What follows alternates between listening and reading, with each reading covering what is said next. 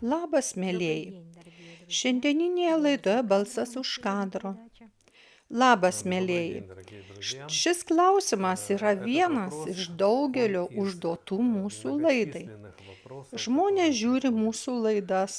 Žiūrovams patinka tai, ką jie žiūri, apie ką pasakoja Natalija Vladimirovna, bet dar iki dabar ne visi žiūrovai supranta, apie kokį vystymąsi kalba Natalija Vladimirovna.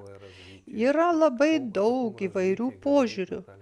Tai ir mityba, sveikata, psichologija, darbas su savimi. Tai labai daug parametrų. Daugelis užsiima gimnastiką, sportu, joga. Daugeliui tai suprantama. Bet kas tai vystymasis Natalijos Vladimirovnos filosofijos supratimu mūsų centre ir kadagi reikia tuo užsiimti? Pradėsiu pastaruoju klausimu. Užsiimti asmenybės ugdymu reikia pradėti jau vaikystėje. Mūsų centre mokosi vaikai, pas mus yra kryptis vaikų ugdymui, kur dirba tam paruošti specialistai. Šią profesinę veiklą atlieka mano mokiniai. Po to šie vaikai mokosi mūsų centro kursuose. Šiuo metu vyksta bazinio lygio kursas, kuriame kartu su suaugusiais mokosi ir keli vaikai. Štai tokie išsivystę vaikai, kurie jau daug ką supranta, sakyčiau, maži senučiukai. Ir tai labai malonu, kad jie savo amžiuje tokie išmintingi. Jiems 10-12 metų ir jie jau turi pakankamą dvasinio lavinimo ir išsivystymo lygį. Taip, iš pradžių lavinasi jų tėvai ir tuo teisingai ruošia savo vaikus, užsiima teisinga vaikų raida. Saviugdą užsiimti reikia pradėti dar vaikystėje, tačiau mūsų centre daugiausia žmonių, kuriems daugiau nei 30 metų, 30-40 metų ir pas mus mokosi, kuriems jau 50, 60, 70 ir net 80 metų. Ir mes suprantame, kad šiems žmonėms reikia skirti pilną saviugdos programą. Žmonės dažnai galvoja, kad tobulėjimas tai tik tam tikrų asmenybės aspektų ugdymas. Ne, tai klaidingas supratimas. Vystymasis apima visus žmogaus gyvenimo aspektus. Viską. Ir sveikatą, finansinę padėtį, šeimyninės aplinkybės, protinę, intelektualinę veiklą, išsilavinimo lygį, sąmoningumo lygį, absoliučiai viską. Ir jo gyvenimo supratimą viską. Todėl, kai žmogus ateina pas mus, mes užsimame holistiniu visumininiu žmogaus ugdymu, kuris suteikia žmogui galimybę gyventi laimingą, sąmoningą, tobulėjantį, gražų gyvenimą. Todėl, kad jei jūs kreipiate dėmesį tik į vieną kokį tai aspektą, pavyzdžiui, jūs užsimate tik jogą, bet nevystote savo subtiliųjų kūnų, savo sielos, negaunate reikiamų žinių, tada joga duos jums tik dalinį rezultatą. Tai bus nedidelis rezultatas. Kada jūs užsimate jogą ir dvasinių ugdymų ir skaitote reikiamą literatūrą, žiūrite jūs lavinančias laidas bei filmus ir taikote mūsų centre gautą žinią savo socialinėme ir šeiminėme gyvenime bei darbe, jūs keičiasi jūsų gyvenimas ir jūsų aplinka. Jūs tampate laimingais žmonėmis. Jei jūs ugdotės vienpusiškai, nebus pilnaverčio gyvenimo, nes jūsų kūnas sudaro 7 lygiai ir visus tuos lygius reikia vystyti ir viskuom tuom reikia rūpintis.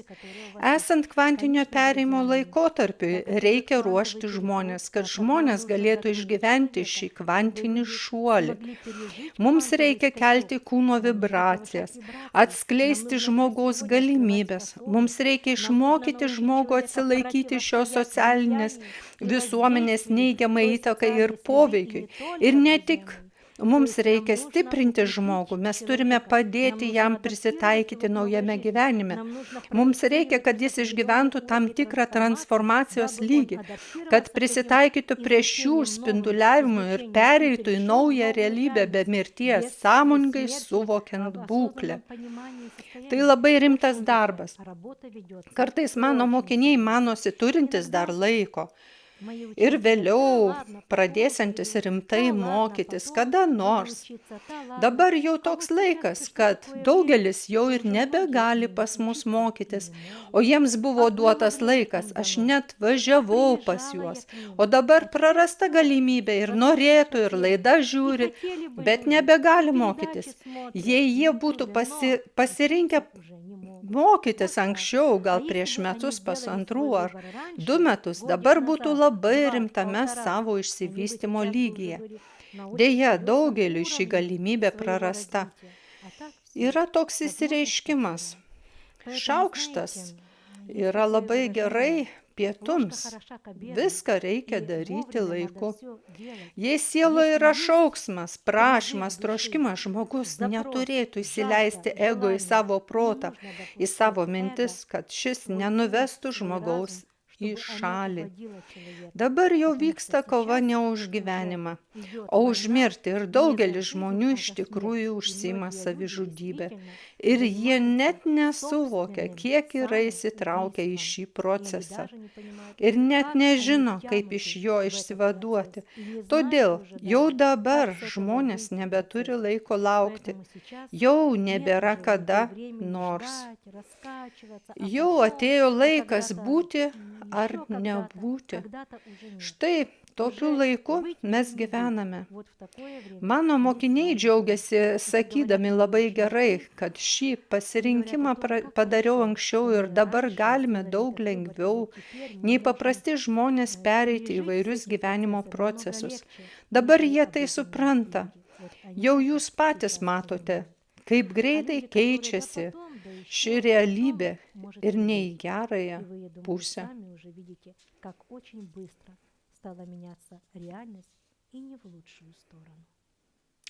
Natalija Vladimirovna, ar prieš priimdami į mokymus atliekate atranką, pokalbius, kam tai reikalinga ir ar yra žmonių, kurie negali pas jūs mokytis? Taip, iš vienos pusės aš jums taip gražiai pasakoju, kad tai reikia daryti ir tikrai tai reikia daryti. Bet iš kitos pusės aš ne visus žmonės imu mokytis. Aš matau, kad daugelis jau prarado galimybę. Ir jie lyg ir norėtų mokytis, prašosi į kursus, siunčia peržiūrai savo nuotraukas, bet aš turiu atsakyti. Ir pastaruoju metu vis didesniai daugumai turiu atsakyti šio mokymo, šio darbo. Paprasčiausiai jie nėra pasiruošę. Jau prarastas laikas ir intelektualinė, psichinė, protinė bei dvasinė būsena nėra pasirengusi priimti šias žinias. Todėl ir turiu jiems atsakyti.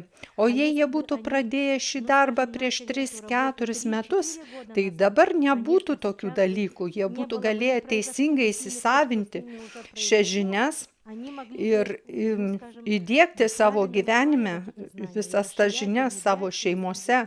Todėl daugelį žmonių turiu atsakyti mokytis, nes dauguma jau nepasiruošę susipažinti su šiomis žiniomis, nepasiruošę jas suvokti ir įdiegti. Kas trukdo? Tai jūsų naikinta psichoemocinė būsena. Daugelis žmonių jau yra tarp pasaulių. Jie nebežino, kur yra reali tikrovė ar kita iliuzinė, astralinė tikrovė. Ir kaip sustoti, kaip atstatyti save. Todėl taip ir yra. Taip, reikia ugdytis, bet iš kitos pusės ne visi jau tai gali. Štai tokia problema. Natalija Vladimirovna, prašau pasakykite, aišku, vystytis niekada nėra vėlu, o ar egzistuoja aukščiausias finalinis vystymosis lygis?